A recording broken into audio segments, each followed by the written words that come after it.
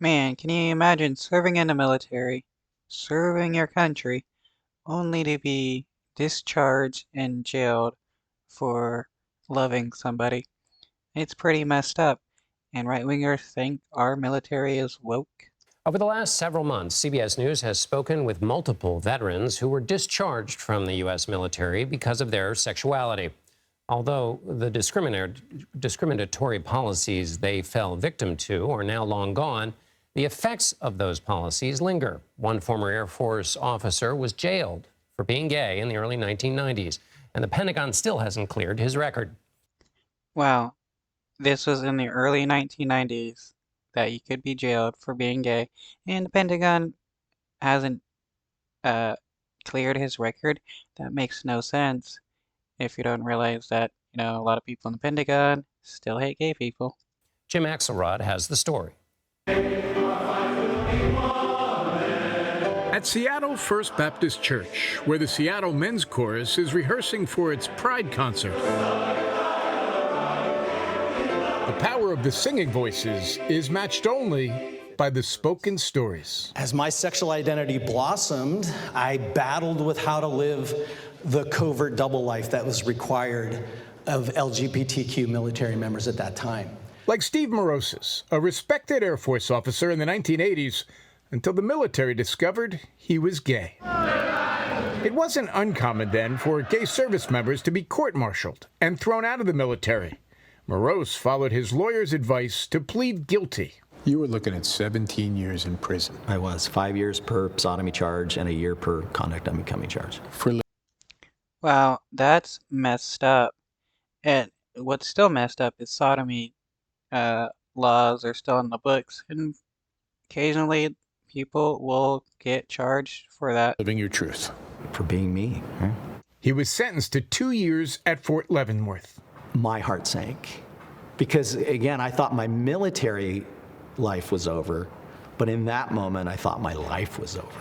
Rachel Van Landingham is a law professor who served 24 years in the Air Force. There are thousands that have been incarcerated for their sexuality. A 6-month CBS News investigation found the military used a range of cover charges to target gay and lesbian service members for their sexuality. Does the United States military know just how many people have been imprisoned for their sexuality? No, because they don't want to know. But I assume she was going to say no. Yeah. Why would they care about how many people they put in prison on trumped up charges? Would they figure this out? Yes, if they cared enough, they could go through the records. I mean, look at all the homeless veterans that are on the streets and that can't get any help. Our government honestly doesn't care about the vets nor the military. They're just the military's. They're just pawns to be used by the politicians. Decades later, Steve Morose is still a convicted felon and still waiting for the Pentagon to clear his record.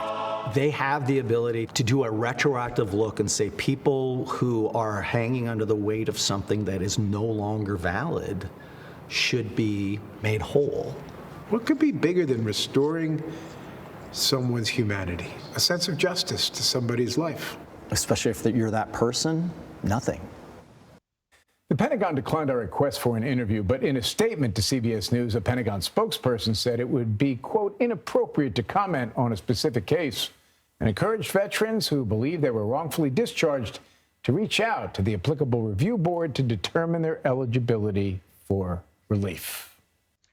Wow. So basically saying we don't care. So, Jim, if the Pentagon can't do anything for Steve Morose, who can? Well, it's interesting. They're saying, hey, reach out. We've got this process in place. The whole point here is that process is fundamentally broken. One of the things veterans have heard that have been hit hard by this is, hey, seek a presidential pardon.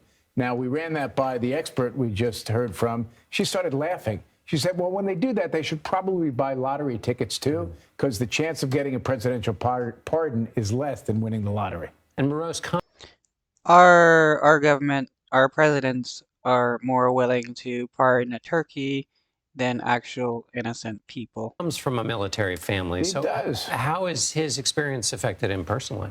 Well, it's been devastating to him. You know, he can't get a job, as we just showed you, as a police dispatcher. Why? He's a felon. And this was a guy, his father was an Air Force Master Sergeant. All he wanted to do was serve. And of course, it had to do with this most personal part of who he is being criminalized, essentially. We've been documenting various degrees of prices people have paid. But Steve Morose went to prison. Jim Axelrod, thanks so much, Jim.